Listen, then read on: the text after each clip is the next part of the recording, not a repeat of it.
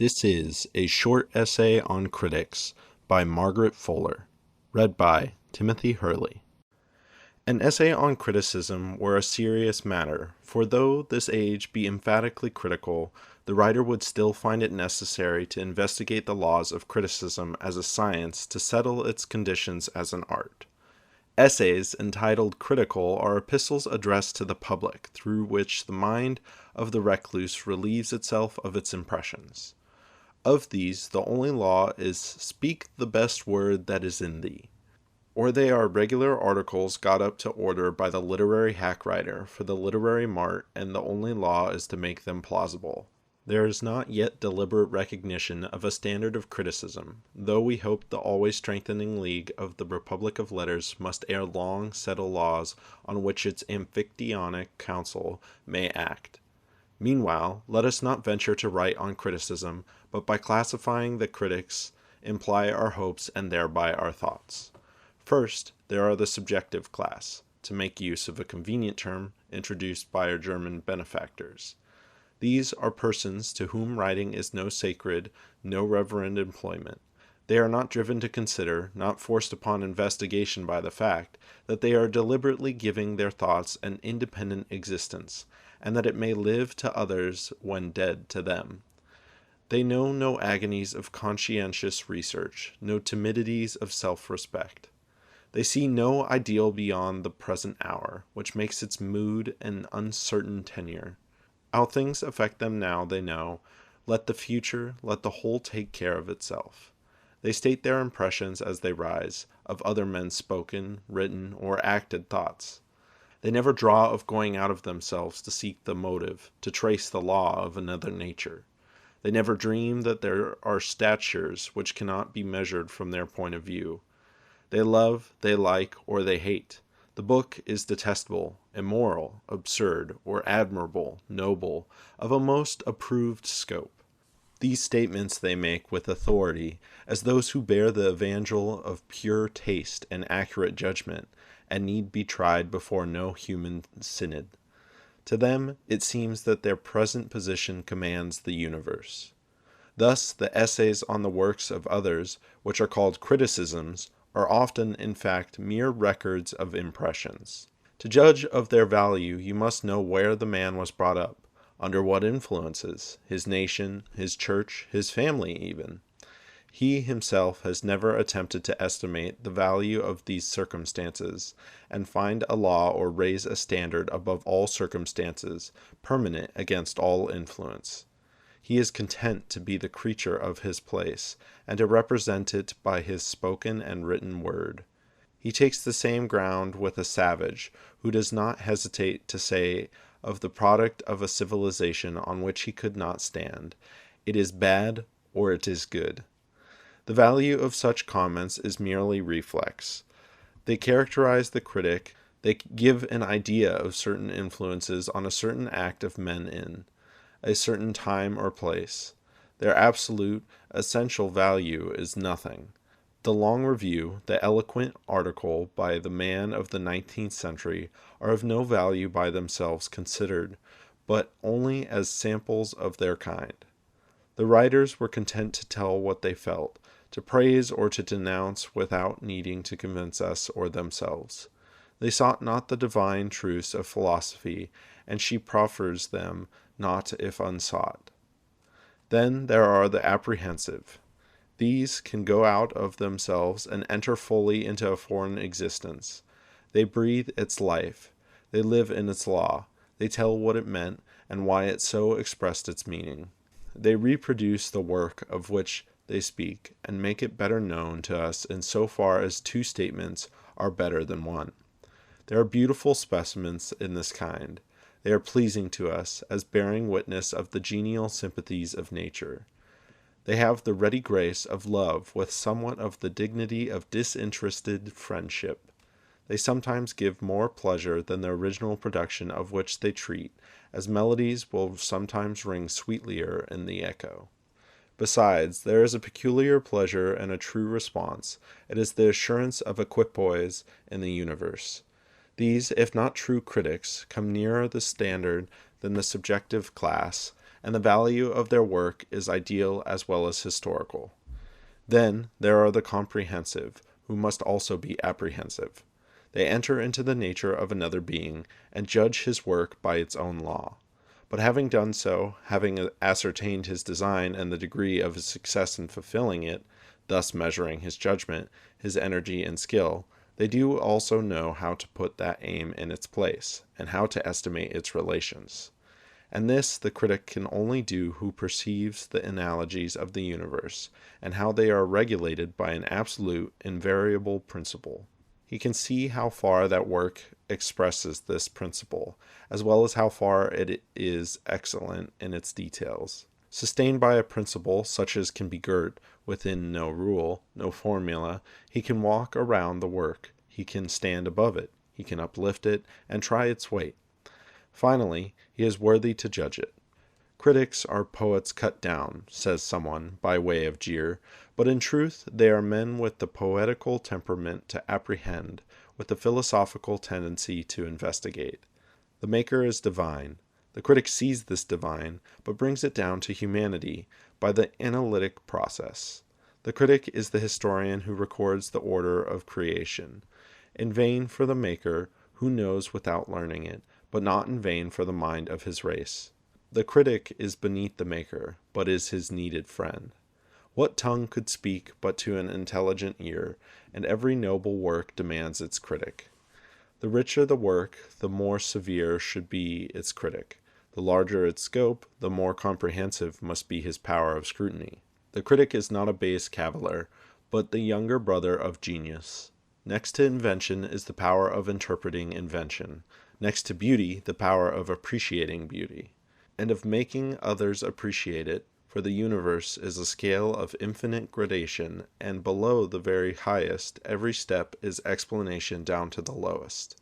Religion, in the two modulations of poetry and music, descends through an infinity of waves to the lowest abysses of human nature. Nature is the literature and art of the divine mind. Human literature and art, the criticism on that. And they, too, find their criticism within their own sphere. The critic, then, should be not merely a poet, not merely a philosopher, not merely an observer, but tempered of all three.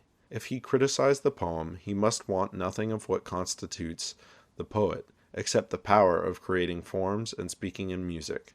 He must have as good an eye and as fine a sense, but if he had as fine an organ for expression also, he would make the poem instead of judging it.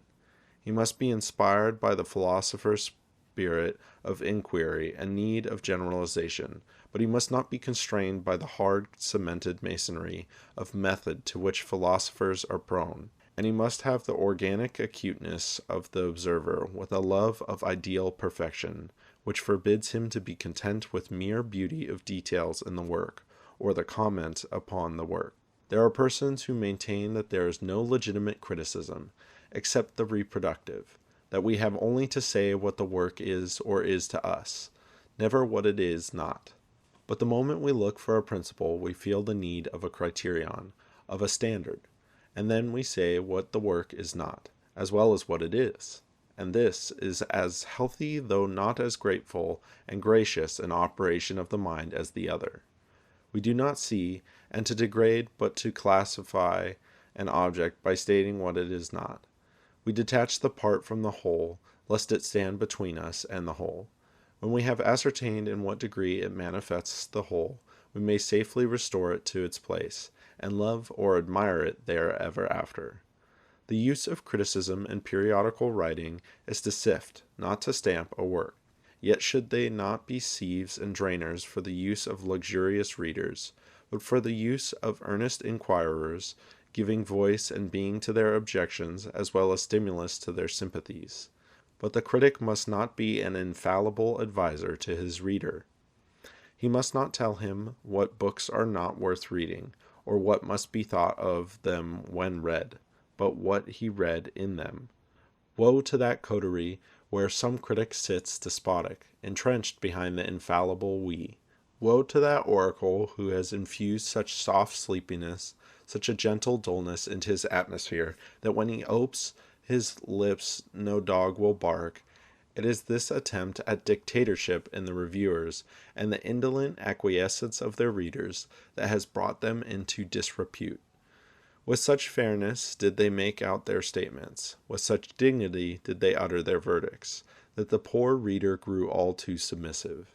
He learned his lesson with such docility that the greater part of what will be said at any public or private meeting can be foretold by anyone who has read the leading periodical works for 20 years back.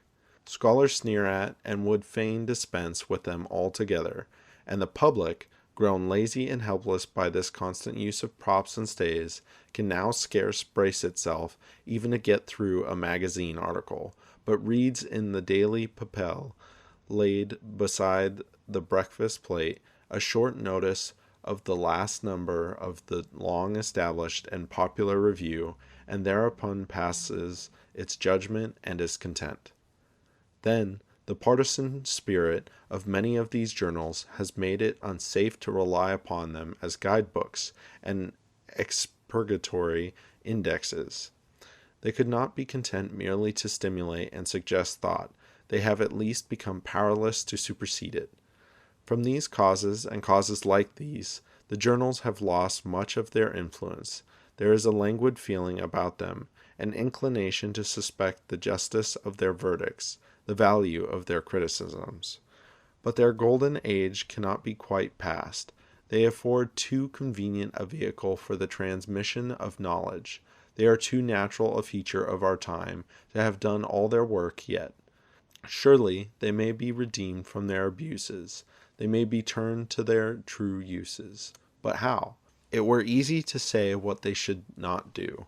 They should not have an object to carry or a cause to advocate, which obliges them either to reject all writings which wear the distinctive traits of individual life, or to file away what does not suit them, till the essay, made true to their design, is made false to the mind of the writer. An external consistency is thus produced at the expense of all salient thought, all genuine emotion of life, in short, and all living influence. Their purpose may be of value, but by such means was no valuable purpose ever furthered long. There are those who have with the best intention pursued this system of trimming and adaptation, and thought it well and best to deceive their country for their country's good. But their country cannot long be so governed. It misses the pure, the full tone of truth. It perceives that the voice is modulated to coax, to persuade, and it turns from the judicious man of the world, calculating the effect to be produced by each of his smooth sentences, to some earnest voice which is uttering thoughts, crude, rash, ill-arranged it may be, but true to one human breast, and uttered in full faith that the God of truth will guide them aright. And here, it seems to me, has been the greatest mistake in the conduct of these journals. A smooth monotony has been attained, an uniformity of tone, so that from the title of a journal you can infer the tenor of all its chapters. But nature is ever various, ever new, and so should be her daughters, art and literature. We do not want merely a polite response to what we thought before, but by the freshness of thought in other minds to have new thought awakened in our own. We do not want stores of information only, but to be roused to digest these into knowledge. Able and experienced men write for us, and we would know what they think, as they think it not for us, but for themselves. We would live with them, rather than be taught by them how to live. We would catch the contagion of their mental activity, rather than have them direct us how to regulate our own. In books, in reviews, in the Senate, in the pulpit, we wish to meet thinking men, not schoolmasters or pleaders. We wish that they should do full justice to their own view, but also that they should be frank with us, and, if now our superiors, treat us as if we might sometime rise to be their equals. It is this true manliness, this firmness in his own position, and this power of appreciating the position of others that alone can make the critic our companion and friend. We would converse with him, secure that he will tell us all his thought, and speak as man to man. But if he adapts his work to us, if he stifles what is distinctively his, if he shows himself either arrogant or mean, or above all, if he wants faith in the healthy action of free thought and the safety of pure motive, we will not talk with him, for we cannot confide in him. We will go to the critic who trusts genius and trusts us, who knows that all good writing must be spontaneous, and who will write out the bill of fare for the public as he read it for himself, forgetting vulgar rules, with spirit free, to judge each other by his own intent, nor think one standard for all minds is meant. Such an one will not disturb us with personalities, with sectarian prejudices, or an undue vehemence in favor of petty plans or temporary objects.